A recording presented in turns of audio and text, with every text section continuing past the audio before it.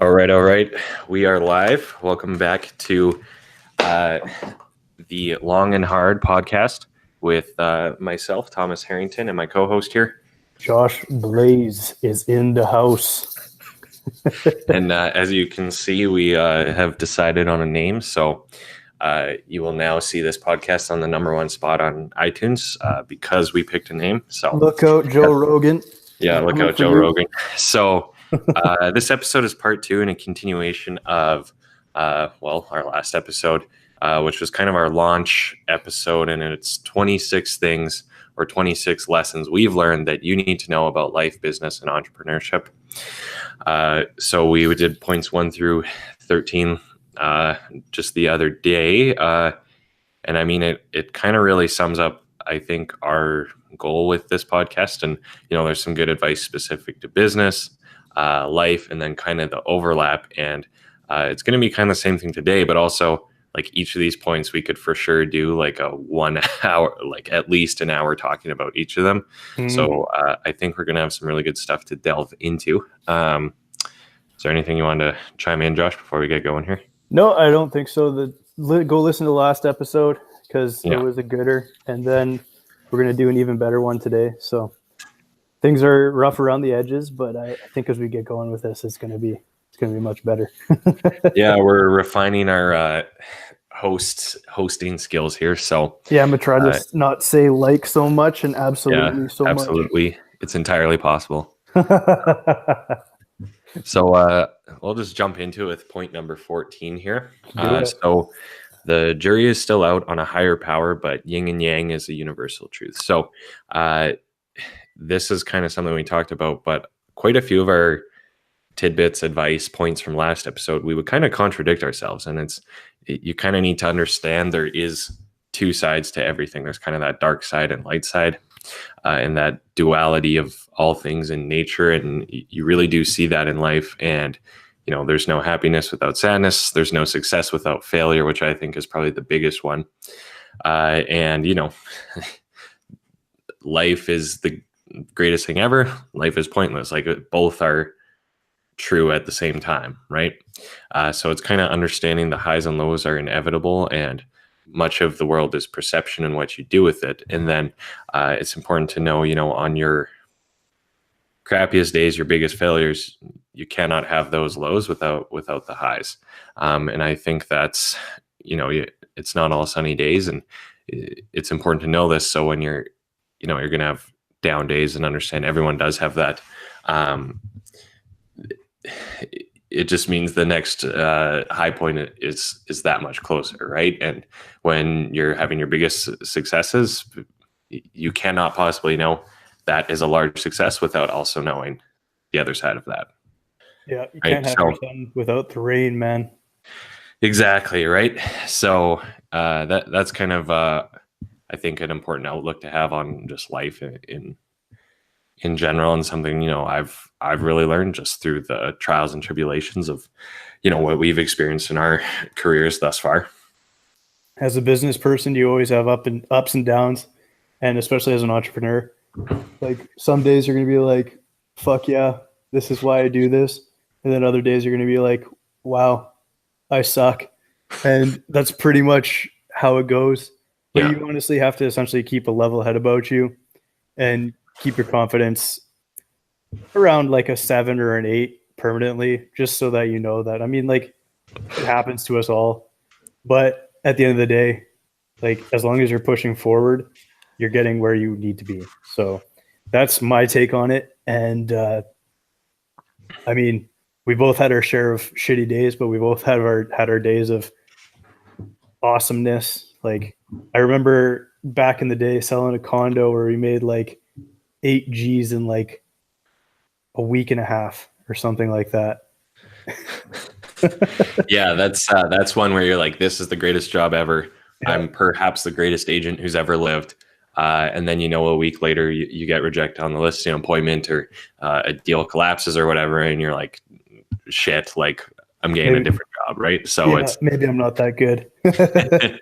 And I mean, it's good to have that humbling experience, but also know you will have both of those. And I think, like Josh said, like you want to keep yourself confident, but be at like a healthy middle road as well.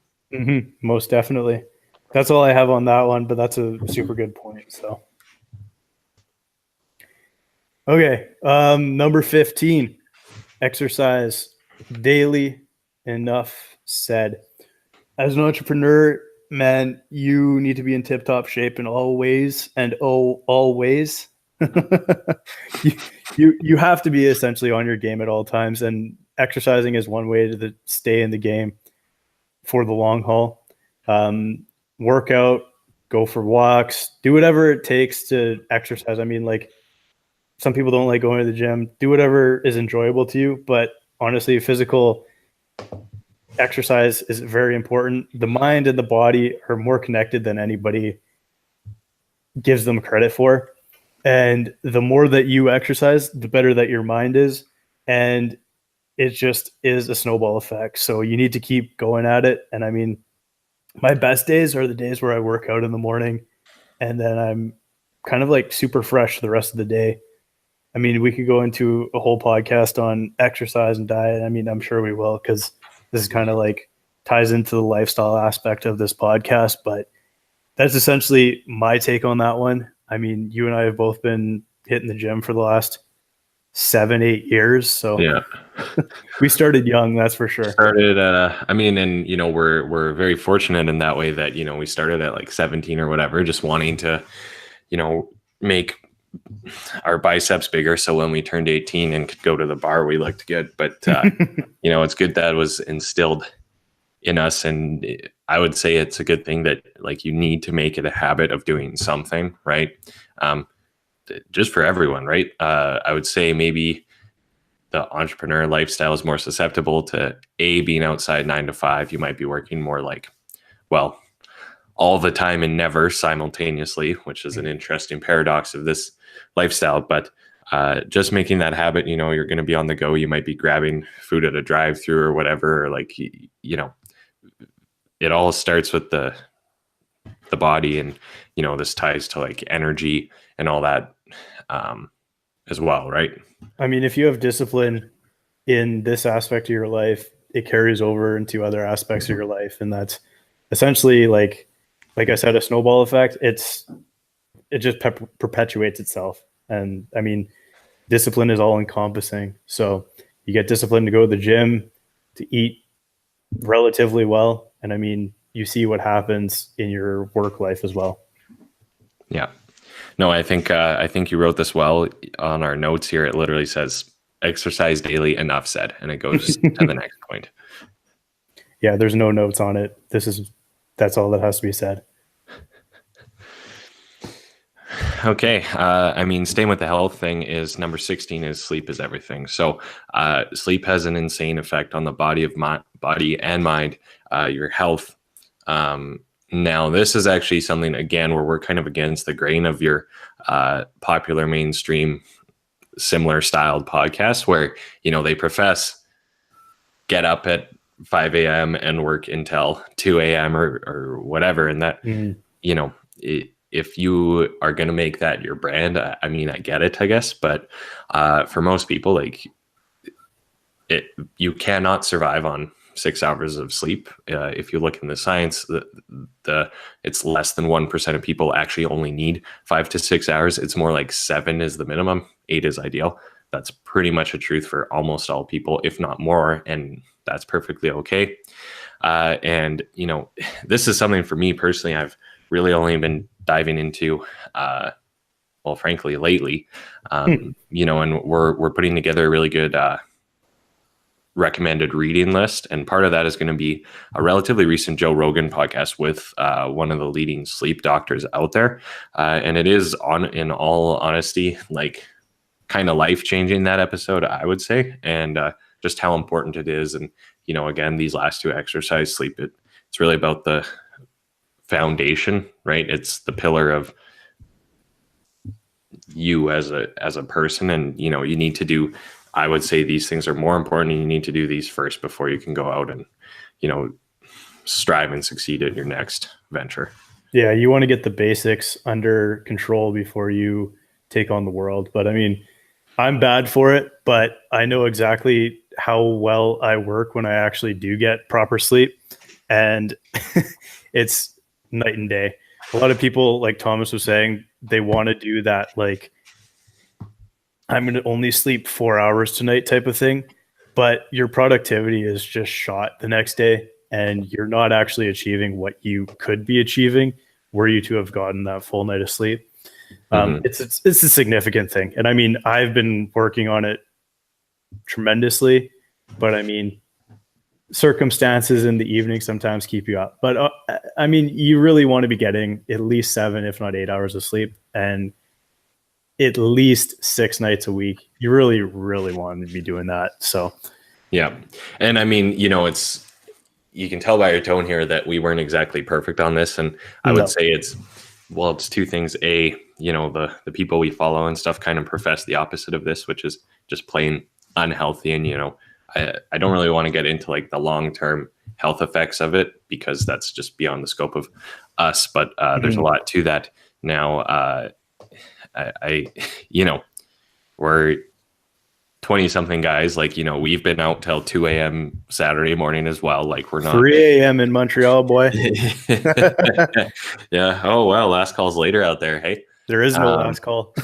Yeah. So, I mean, again, we're not perfect, but, and maybe you aren't either. You probably aren't. Sorry to tell you, but I think this is really important. And, it is at a level where this is basically an epidemic, frankly, the sleep shortage that especially more the millennial generation is facing. And there's a number of factors. You could also argue smartphones, like trying to keep your smartphone out of the bedroom. It's very tough, but that has a lot of effects on it too. And this is something, again, this is part of our journey. So as we learn more about this, I think we should continue to share this in kind of like tips and tricks, if you will, and recommendations, right? It's kind of, the stuff you do outside of when you're actually working is tremendously important, right? The amount of people that I've talked to that have pulled like all-nighters at university is astronomical. And I don't think I ever pulled a single all-nighter in university, not gonna lie. So it's funny you say that, because I'm exactly the same way. Like I never did that, and I just always knew, like, I could never focus.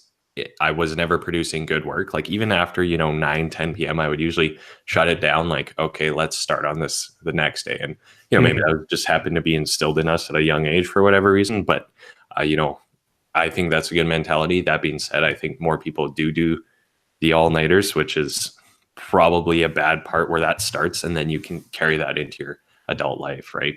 Yeah, it's just bad habits. And I mean, I'm probably 65 years old, and that I go to bed around 10 usually, 9:30 sometimes.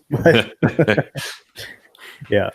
I'll go to the next point. Number 17, start your day in a way that will get you motivated to kick ass all day long. I'm not going to like say that you should have a morning routine, because I've gone down that path. We don't. I've gone down that path in years past. And I mean, it's kind of unproductive in that I need to do X number of things before I can start my day.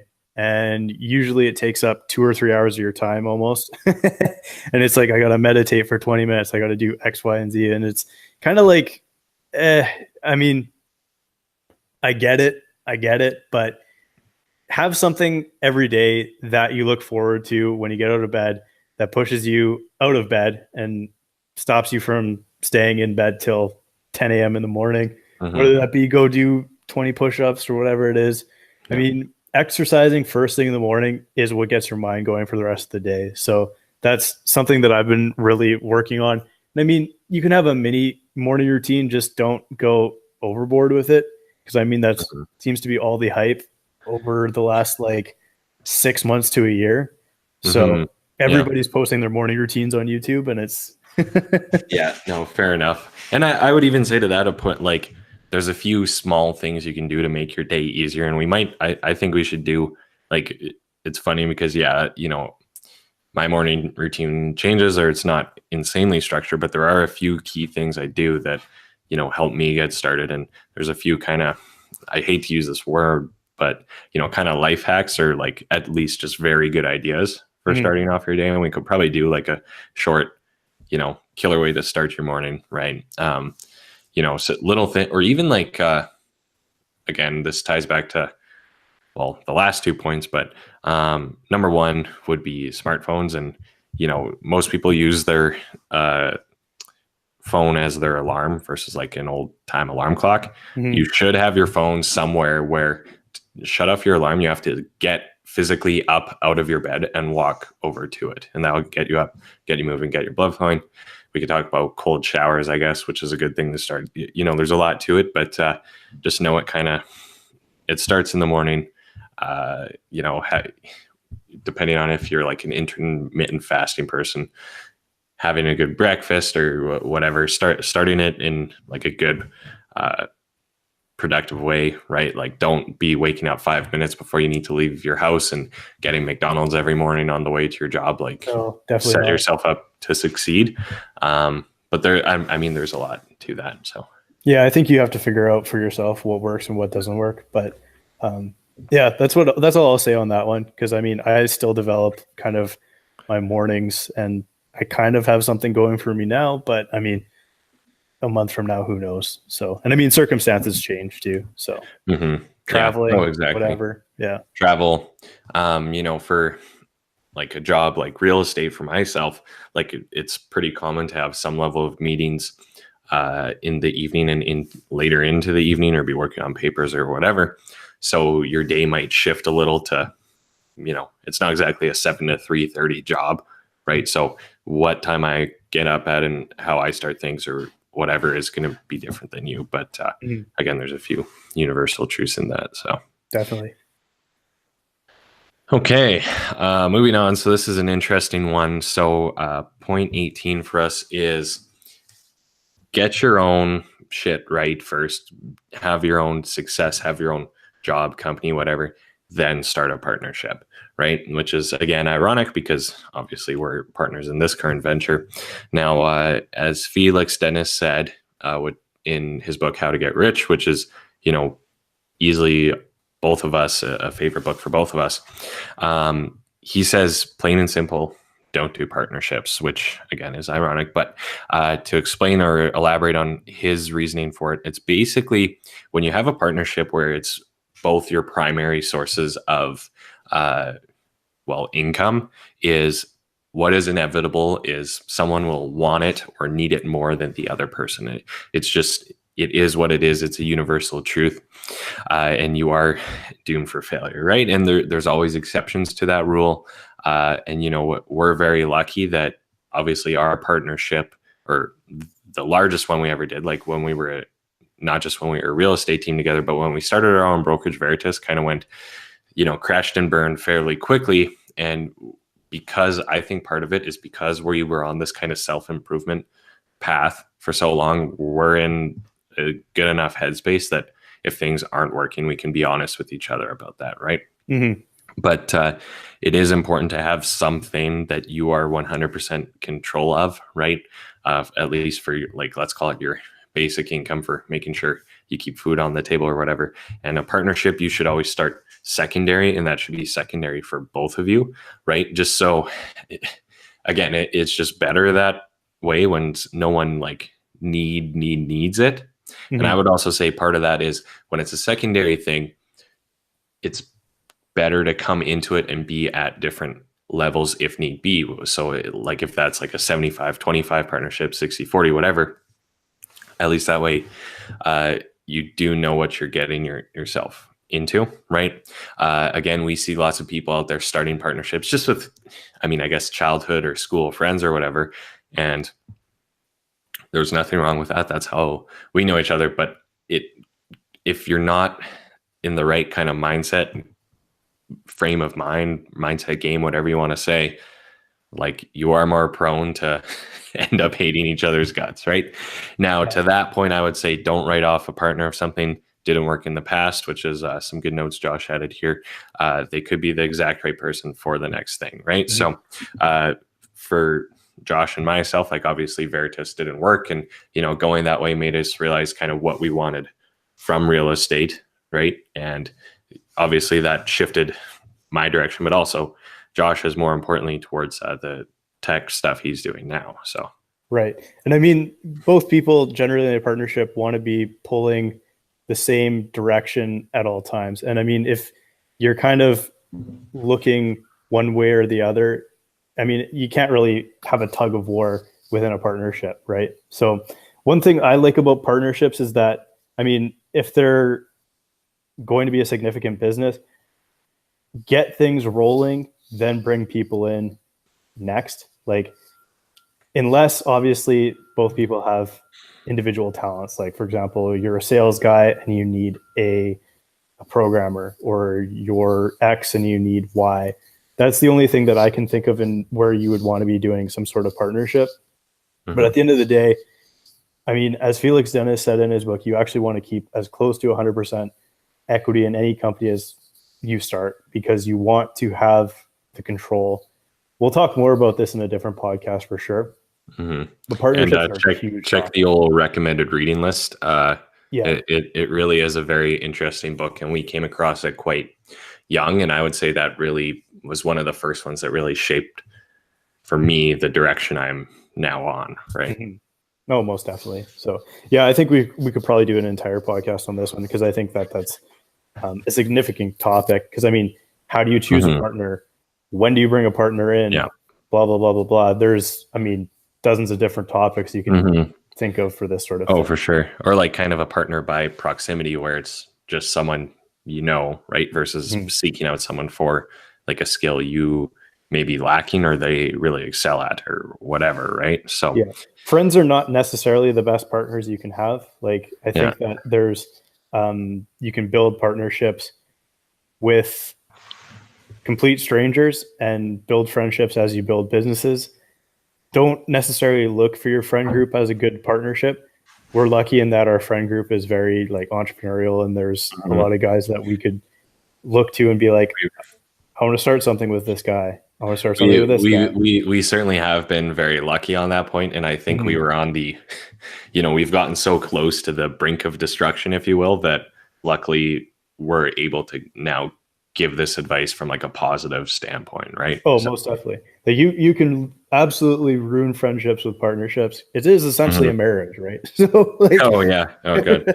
Man, well, even now, but I mean, back then, we would see and talk to each other every single day, right? So, well, I mean, your topic of conversation is generally business. there's no more talking about like girls. There's no more talking about anything else. It's like business. Yeah. And for sure. You have to be prepared for that sort of thing. So yeah.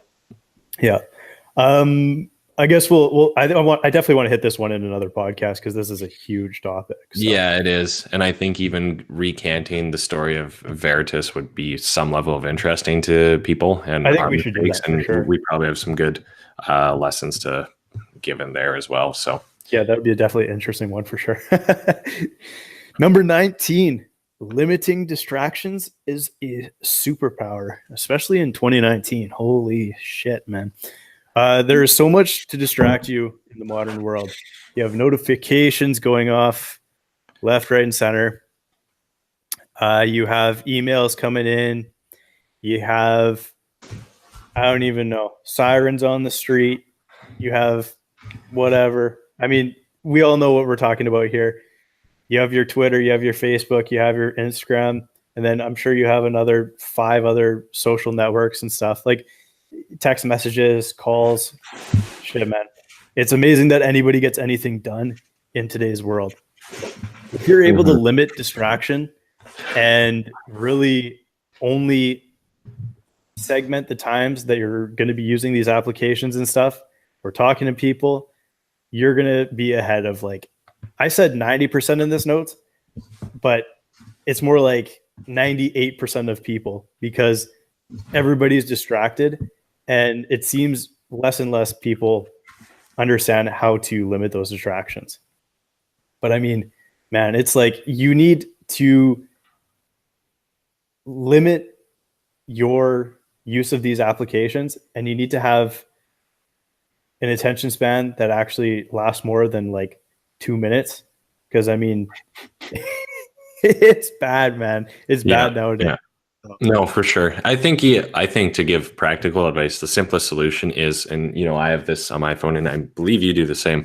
But for social media, like I have virtually every major platform, just because it's, I mean, it is the way the world is, and for a small business owner, I essentially need to be. But every single social media, the notification settings are just off, like Oh yeah. 100% off. Mhm. So that way you're only proactively looking at it, or only looking at it when you need to. So in the middle of something, something isn't popping up and uh, again creating a distraction. I still spend plenty of time on those, but that being said, it's very intentional. It's when I want to, or when I have time. Like I'm not seeing those notifications outside, right? For me, emails, like that's one, because we know of some people who just shut off all notifications, but that's not really doable for myself. I would say using the sleep mode is certainly a superpower, especially for when you're getting into a state of like some deep work or wanting to focus. Now, I think you glanced over this the other day, but and this is something for me, is music can be very powerful to help you focus. And for me, I've recently got more into, and this is kind of a Josh-ism, but kind of like deep house music, or kind of slow, chill, like it's more EDM, no lyrics. Yeah. There's tons of great YouTube channels that like stream 24/7.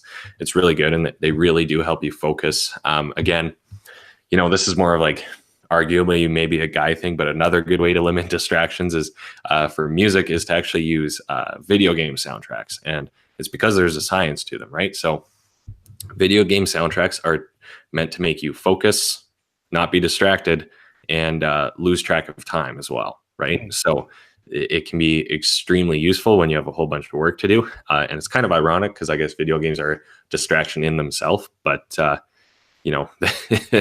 Using the music's a good thing. yeah, it's kind of a clever little thing. And it's stuff that like you almost don't even realize you're listening to, because you sort of half tune it out and get very into your work. You're not singing along to I don't know, Miley Cyrus or Cardi B or whoever you're listening to, right? So I mean, if you're doing creative work, shut your damn phone off, man. Like, honestly, if you're doing something creative, if you're writing, if you're coding, anything like that, you should not be reachable. And we think of, I think this is a Warren Buffett quote. I'm probably wrong about this, but essentially, the power and freedom that you have today, like the most important people are hard to reach. The least important people are very easy to reach. So, what you want to take away from that is be difficult to reach. Actually, segment times out in the day where you can't be reached. I mean, it's more difficult for certain professions and stuff, but personally, I'm one of those people. No notifications on my phone, no sounds whatsoever except for phone calls. And I mean, I don't have anything on my lock screen at all. I actually have to go into my phone and actually check notifications. So that's really? Okay. Yeah. So I only have like the red badge on my iPhone. That's the only way I can see notifications. And other than that, I don't get notifications for emails, no text messages, nothing, unless I go into my phone and actually look for them. So no, that's good. And that's, again, it's the being on your heels versus being on your toes, which is a very simple distinction, right? You set the pace, man. You set the pace for the day. No, that's good. And, Josh has a more hardcore example than me, but even if you do any of these things, you're kind of distinguishing yourself in the top 20%, right? Mm-hmm. And you've immediately created way more time for yourself during the day, right? That's all it's about, man, is creating that time. Because I mean, everything else is just a time suck. So you want to get stuff done. If you actually want to work 8 hours a day, because most people don't. Most people work like maybe an hour a day, and the rest is spent on Facebook. Yeah. The actual the average white collar job you do now. So I mean, if you're more a blue collar trades job, you probably are hitting the higher end of these numbers. But for white collar workers, office workers, you need to know that the average person spends 2 to 3 hours a day actually doing work, right? So twofold, I guess, is that point of you can essentially, if you work 6 hours a day, you're doubling or tripling what the guy next to you is doing, like real 6 hours. Now, also part of that, it begs the question of we're so fixated on a 8-hour workday. Like, what if you could do everything in 2 hours? Like, what are you going to do with that time, right? Or what, what it's important thought experiment. And, we're very much about getting outside the realms of kind of societal expectations, if you will. Yeah. And that one, I think, is something that, I mean, we're further for sure. We're digressing, but it's something to think about for sure. Definitely. We'll move to the next point because I think we could go for hours on that one. Yeah, I know, that's a good one. So number 20. Now, this is, a very good one and very simple, but there has never been a better time or better place to be alive. So it's 2019. If we're in Canada, if you're in North America, if you're in anywhere that's kind of really the Western world, if you will, it's an amazingly great time to be alive. No generation before us had it better than we do right now, plain and simple. And compared to other parts of the world, frankly, we have it very, very good in terms of economy, security, stability, all of that stuff. And, that part isn't what we're here to talk about, but just having the gratuity for what we have. And part of that is the internet, right? Like, if your dad started a business, right? Like, how did he didn't have the internet available to him, right? Like, he probably had to do phone book ads and stuff like that, right? Yeah. So our grandparents didn't have the internet, in the earlier part of the 1900s, your life expectancy was, 40 years or whatever, right? There's just so much potential. And I think it's funny because in theory, we should be the most gracious generation for what we've been given. And you would almost think it's the opposite of that. People seem to think the world's ending, and hey, maybe it is. But as far as I can tell, no. And in the meantime, we have some really great potential to grow and do and create. And like, you can literally make a lot of money doing nothing but putting things on the internet, right? It's just amazing. And really having that appreciation, I think, is kind of a foundation for what we're doing. And, it's something good to come back to when, if you're having a hard time or your business isn't quite getting traction as fast as you would like it to, just think of all the tools that are at your fingertips and, how much abundance and possibility is there. If you're listening to this, you have a smartphone or you have connection to the internet, you have probably a computer. I mean, you have literally all the tools needed that you could start pretty much anything you can imagine. So, I mean, it's all about perspective. And I mean, we live in a world where there's a lot of like negativity and negative outlook on like the future and stuff. And I'm like, man, I don't really see it. You really have to look at the good side of things. I mean, things are obviously changing, but change is not necessarily bad or good. It is what you make it. So you have to continually be on your toes, be continually learning, striving towards your next goal. And I mean, you're going to see the positive. You're not going to see the negative. And that's what really matters. I mean, personally, you can get into a hole. And I mean, it's very easy to get into a hole and kind of get negative on the world. But I mean, you just got to look at, you go outside, the birds are chirping, the sun is out. I mean, it's a good day to be alive. So that's kind of the outlook you need. And there's not really too many successful negative entrepreneurs or people that are in business. Most of the people that I know that are extremely successful are quite positive people, and they're always looking for the good in others and also the world. So that's what I would say about that one. Yeah, no, I mean, I think that's really good. But just, the North America 2019, if you're born here, if you live here, I don't really think there's much for you to complain about. And let me just address the fact that, if you're someone who maybe knows us personally, we didn't have hard upbringings for what it's worth, but it is important to just understand that there's still a lot of potential, right? And how many massively successful people came from very, very, very little or nothing, like it is doable, and it's arguably easier than ever, right? Mm-hmm. Okay.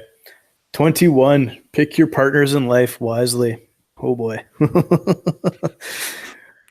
Friends and lovers are one and the same, and they're either going to feel inspired or sapped of energy around every single person that you meet. So you really want to spend time with the people that inspire you and give you energy, and severely, severely limit the time with the people that are what I'd call energy vampires. And essentially, those people are the ones that are, well, going back to the previous point, negative, consistently looking for the worst in people and the worst in the world around them. And I mean, you know what I'm talking about. If you actually just sit there for 5 minutes and think about your closest 10 people in your life, you know who you like to spend time with, and you know who you're kind of like, shit, I have to spend time with this person again, because essentially spending time with them is not enjoyable. So that's kind of what you need to be looking for. And I mean, we're going to talk about friends, but I mean, same thing with relationships. Both people need to be on the same level and pushing in the same direction. You can't really be having relationships, like personal romantic relationships, with somebody that's not working in the same direction that you are. And at least at very minimum, understanding of what you're trying to do, and encouraging and supportive in that direction as well. If they're actively sabotaging you or actively like discouraging, I mean, you got to really question yourself and potentially get out of that situation. So yeah, it's a tough one. A lot of people don't want to hear this type of thing. No, I mean, it's the old, you're the average of your 5 closest friends, or however that goes, right? Yeah. And then, yeah, part of that, I mean, it's, if someone's not on your level or bringing you down, right? It is pretty painful to just straight up cut them off, right? Like it's tough. And, you know, whether that's a boyfriend or girlfriend, whether that's a longtime friend, like the choice has to be made, right? And it's very painful, and it is human nature to resist, simply because once you've put a lot of time into something, you do start to feel vested, even if it's a negative scenario, right? Sunk cost fallacy. Exactly, right? For those of you, your Econ 101, 102, but that's something very important to know, right? So, and yeah, I mean, that's some pretty tough advice, but it's something to remember. And this goes back to kind of our, you know, crabs in the bucket, which was the point from the first episode. But, you know, even some of your closest friends will look negatively on what you're trying to do when you're trying to improve yourself or do something different or make changes, right? So I would say be unforgiving about it. Yeah, it's really important to know that this is friends and relationships as well, right? Especially if you make these changes in the midst of one of those, because I mean, anyways. Yeah, you got to be pulling in the same direction. And I mean, it goes back to that point we had. It was time is everything.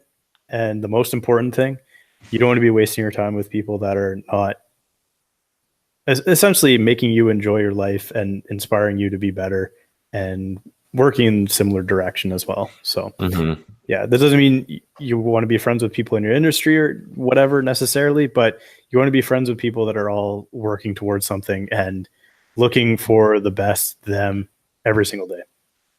Yeah, definitely. So moving on, 22.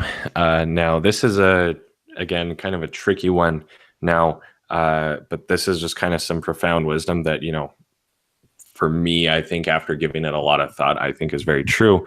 But it's what we dislike in others is something we see in ourselves, right? So what I mean by that is, you know, when you're kind of criticizing or hating on someone, even in your own head, or if you're doing public vocally, more likely just kind Which you fucking shouldn't be doing. Yeah, maybe don't be. Yeah. If you are like an internet, you know, kind of commentator where you're vocally hating on something someone does, don't do it. But we all look at it to ourselves and kind of scoff or criticize or whatever. But in order to see that personality trait or whatever it is in someone,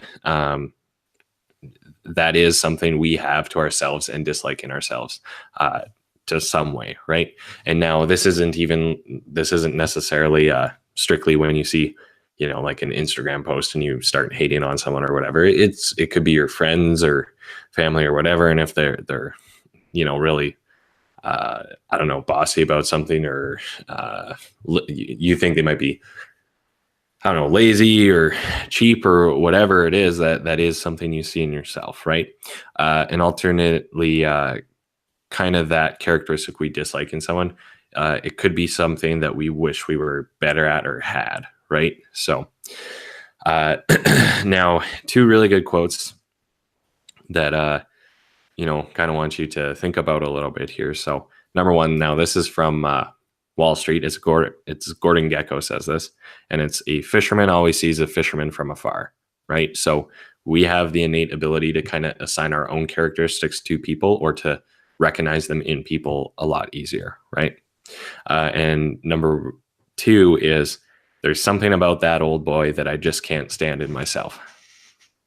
Now that's a bit of a different one. So maybe, hit that 15-second back button, maybe think about that one a few times. But, this is kind of a really profound truth. And it's, if you're someone who's looking to do more introspection, I think it's something very good to be aware of, because you will catch yourself doing this. And then you can kind of, all right, stop. Why am I doing this? What might be my own kind of underlying psychological reasons for this, right? Mm-hmm. Yeah, if somebody makes you angry, you have to, like, it's obviously difficult to do it in the moment, but sit back and see what is making you angry. And again, I guess we'll call it hating on, but my take on it is, you shouldn't be hating anybody or criticizing on anybody. But like, essentially, if you're doing that sort of thing, take a step back, look at yourself, and see that it's probably something that you dislike about yourself. And then what you can do about it is change that in yourself, because that's much easier than changing someone else, right? Absolutely. Yeah. That's much simpler than trying to change somebody else externally. The only thing you really can change is yourself. And I mean, you can change your environment around you by changing yourself, but it all starts with the self. Yeah, this is an interesting one. I think we could definitely talk more about this one, but yeah, it is like, to put a name to it, as a simple psychological or psychology definition, it's called projection, is what it is, right?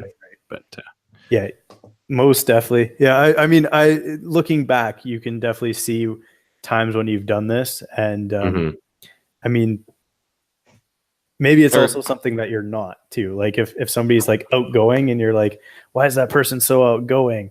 Like, maybe it's something you dislike about yourself, in that you're not outgoing. You wish you, exactly, right? And I think earlier when we talked about comparing to others, and you haven't necessarily paid the price that they have. For me, this point makes me think of, in the past, I would look at other agents I would see doing well or whatever, and be kind of mad and frustrated, and there, and why am I not there? But also, that, oh, they're this, they're that. But it was really just something I wish, kind of in a way, wish for myself, and acknowledging that I hadn't done what needed to be done at that point, right? And it takes requires a long look in the mirror to point the finger back at yourself for your issues. But I think this ties in really nicely to that earlier one as well. Yeah. Focus so much on yourself that you can't focus on anybody else. And I think that that's essentially how you would remedy this one. 23, eat your veggies. Ooh, I like this one. Having a solid diet is extremely important. You cannot be a top performer eating shit all day. I know personally, whenever I eat not great food a couple days in a row, I'm just sluggish. I'm not productive. I'm not thinking right. Like, really, really focus on your diet. And I mean, that includes your vegetables, your meats, everything. Eat a lot of greens, drink your juices, your smoothies. Healthy fats are important. There's not a lot to say about this, but honestly, as you get older, it's even more and more important. When you're young, you can eat shit all day. You can eat McDonald's. You can go out and eat shitty fast food all the time. But I mean, we're turning 26 this year. I mean, I've personally noticed my metabolism even slowing down a little bit thus far. So, like, I Yeah, mean, definitely. you really got to focus on it. And I mean, um, you kind of see at the age of 26 who's been doing this and who hasn't been doing this. And Yeah. really, that's kind of like 26, 25, even 25, 26. You start to see who hasn't been exercising regularly, who's been drinking lots, who's been not eating well. And Oh, once you get into that point where you technically you would be described or describe yourself as late 20s versus mid 20s or early 20s, yeah. that's kind of where all this health stuff becomes more and more exponential, right? And you would hate to have to learn the hard way, but yeah, it's all, fuel is super important. What you put in to your body, right? Like for your car, if you put like, who the hell knows what, if you don't put the proper gasoline in your car, it doesn't go, it wrecks the engine, right? Yeah, you treat your body like a Ferrari, man. Put the premium in. And I'm not going to tell anybody to eat a certain diet or whatever. Do what works for you, what actually makes you feel energetic. And that's all I have to say about that one. I mean, there's been a lot of like talk about ketogenic diets and low carb and like even carnivore diets and stuff. And like, I mean, try shit out, see what works for you. And I mean, do that. But don't try to push it on anybody else. Yeah, definitely. I mean, like all things, everyone's journey is kind of different with that. And I mean, nutrition probably isn't a topic of this show, but I mean, it's, I think eating your greens is probably important. And, the point here is do what you can to eat well. Again, this isn't just how to make more money. It's all encompassing, right? It's how to live a better life. It is a 24/7 thing. So Mm-hmm. Point number 24. So do the big things by doing the small things. Now, really all we mean is always start small. You need to break down whatever it is you want to do into your daily tasks, and those break down into smaller things to make things happen, right? Like, who do you need to call? Who do you need to talk to? What needs to be checked off the to-do list, right? So, and this is also kind of what's important. Like, if you want to start a company or whatever, like, don't go order fancy business cards before you start, I don't know, soliciting clients or whatever, right? It's knowing what's important, but also knowing, where to start first, right? If you have your next $1 million idea, cool, that's awesome. What does day 0 look like? What does day 1 look like? What does day 2 look like, right? And then it's always got to be about kind of, I would say, monthly, daily, weekly, just because you can really only control your actions in each moment in each day, right? And I'm going to use a real estate example. So to really reiterate what I mean by this goal. So do the big things by doing the small things. Well, the small things are like, let's say your goal is 40 deals in a year, which is approximately the top 5% for Edmonton agents. So how many deals is that in a month? How many is that per week average, right? Okay, if you sell X percent of the listings you take, how many listings do you need? How many buyers do you need, right? So, and then, how many appointments does that mean you need to take a week? So let's say you get an average of 60, 70% of the people you meet with end up working with you. Okay, well, you need to get 10 appointments to get 7 people and if 3 to 4 of them will actually complete a transaction, right? So, and then break that down even further, right? How many leads do you need to generate? How many phone calls need to be made? How many follow-ups need to be done, right? So it's what can you do each day to create those goals, and that's really the only way you can accomplish the big things. There's a book called Getting Things Done I would highly recommend for this type of thing. I mean, you look at a big project, but you actually have to break it down into like smaller pieces. Otherwise, it becomes completely overwhelming. So, I mean, if you are moving houses, for example, like let's just do a very, very simple example. I mean, jot down every single thing that you need to do to actually get to your ultimate goal in moving a house. So I need to pack up all my stuff. I need to shift my water bill and my electricity bill. I need to make sure that my mail is transferred to the new house. I need to do blah, blah, blah, blah, blah. Break it down to every single point and then tackle those individual points. Like, as a business guy, you have obviously grander visions 10 years down the road, 5 years down the road, but it all starts, like you said, with today, because that's the only thing you can do is in the moment. That's the only thing you have control over. So break it down into the littlest points and tackle the little points. I mean, you're building a website. First, you have to build a home page. Then you have to build an about page. Then you have to build a contact page. Then you have to write the content for the pages. Then you have to connect it to your server. Then you have to do da da da da. Break it down. Makes things a lot easier when you can break it down into individual tasks, and then you actually feel like you accomplished something, as opposed to one grandiose task that is not complete for 5 years or something like that, and you're going to feel like you're not doing anything. Yeah. Or yeah, even to add on that, and I think that's a really good example is the moving thing. That's I like that. Yeah, when all of a sudden, like, doing 40 deals in a year seems like a big number, right? As soon as you realize that's an average of about 4 per month, well, that seems more attainable, right? Mm-hmm. If that means I have to talk to 5 people each day or whatever these numbers break down to, all of a sudden that feels more attainable and easier to accomplish, put your finger on. If you need to pack up all the things in your living room and put them in a box and write living room stuff on the box, that's a very specific, attainable thing to getting towards progress, right? So, and I'm actually not familiar with that book, but that sounds like an interesting one. So, I think it's Jim Collins. I'm going to look that up right now, but humans want to know that they're moving the needle. So when you can check things off your to-do list, we don't have Adam to look this shit up for us, but yeah, we need someone to pull that up. David Allen. Yeah. Okay, gotcha. Jim Collins is good to great. Yeah, but essentially humans want to know that they're moving the needle.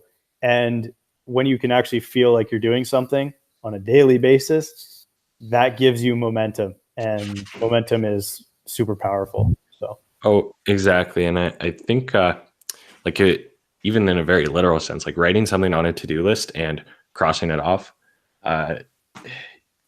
there's some sort of chemical releases in your brain, but you actually do get a lot of satisfaction. Yeah, dopamine. Yeah. It is something that, like, there is some actual science to. Yeah. Crossing out the task. You feel email good. Back so-and-so. Then right? you want to do more. Right? Yeah, exactly. 25. Live cheap. Huh. Yeah, I mean, there's a lot to be said about this one. We're going to do a podcast on frugality for sure. But I mean, as an entrepreneur, a lot of your money is going back in your business, and you want to be living as cheaply as possible that you can, so that you can be investing into yourself and your business. Don't ever cheap out on your health, your education, and your business. And by education, I mean self investment. That may be taking courses, that may be practicing things, putting time and money into certain things. Like, all of that's very important. But for the grander things like in life, don't go buying new rims for your car because nobody gives a fuck.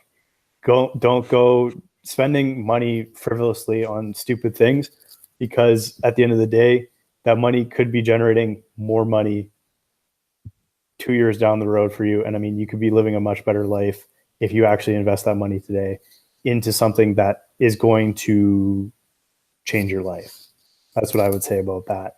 Like, yeah, I mean, it's, if you're serious about being an entrepreneur, you're going to be pumping a lot of money right back into your business and being broke from that. But, you know, I'd argue that's a good thing over being broke because you pumped your money into, you know, White Ave and Cactus Club and going to the bar and whatever else, right? yeah. And even to that avail, you know, living with, you know, a few other people, sharing a home, whether it's an older or smaller home, like there's no shame in that. And it's something where doing that now allows you to really compound. And, you know, as you get older, get to like age into your 30s and whatever, you'd see some really good returns on that, right? Super extreme example, but Elon Musk, when he sold PayPal, and I think he took away $180 million from it, he put something like 90 mil into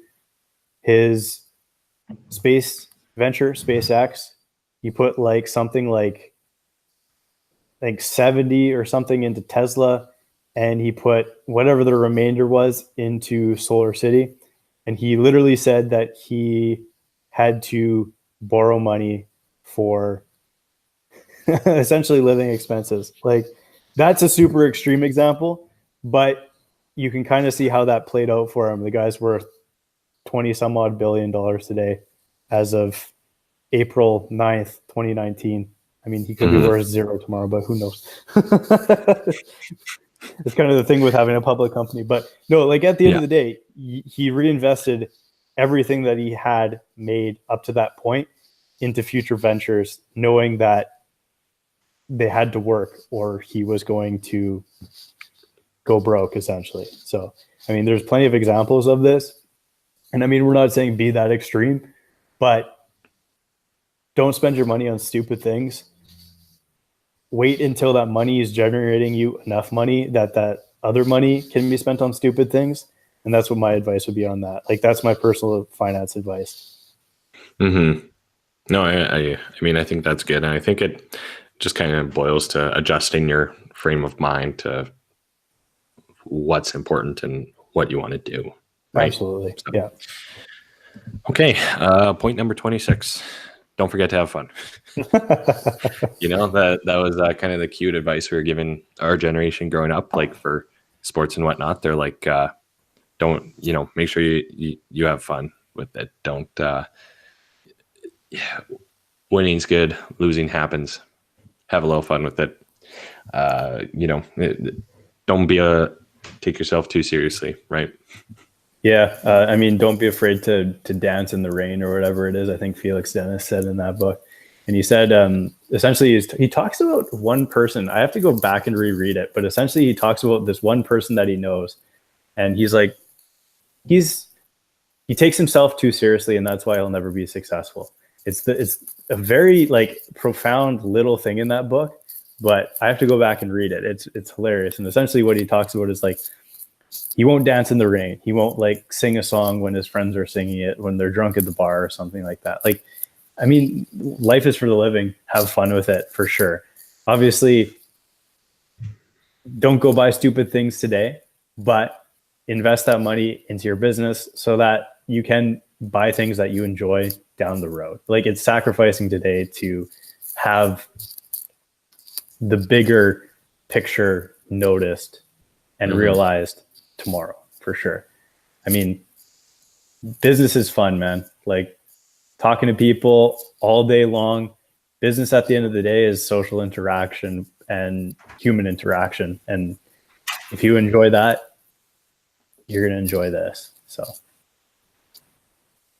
definitely. No, that's an easy one. And then, what's this? We have one more here. Number 27 is always over deliver and exceed expectations, which I think is, really going the extra mile for whatever it is you're doing. It's that good old meme where it's 1.01 compounded by 365 equates to whatever. And 1 times 365. It's 0.99 to the power of 365 equates to like 0.7 something like that, right? Oh, okay. I remember that. Yeah, you kind of get what you give, and I think it's pretty simple. There's a realtor in my market who also does coaching who always says, blow your clients' minds one mind at a time, and I think that's really good. Yeah, I mean, the adage is what? Under promise and over deliver. Just over promise and over deliver at the same time. I think that's like you're gonna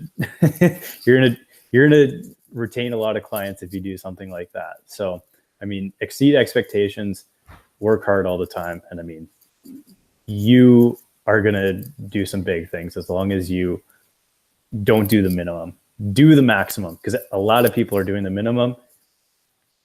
Do the maximum. Mm-hmm. Yeah. Well, I mean, I could have came up with 28, 29, 30, but that's pretty good for 26 lessons, I think.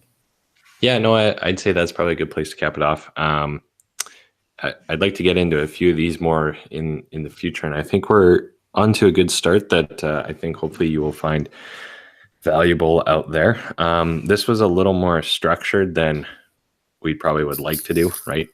Or even my style or Josh's style, right? Because we have quite a few notes here, but check the blog that goes along with this, and we're going to keep working on this podcast. So thanks for bearing with us. Hopefully, if you're watching this one was maybe the least choppy so far. So we're going to keep working on that. I hope so. I mean, I don't think I said like too much or whatever, but no, I think this is a good one. And most of the time we're more conversational in our podcast. And I think that we could talk about 100 different topics, super conversationally with little to no show notes, but we'll get somebody to transcribe. We'll do it that way. Yeah, exactly. Yeah.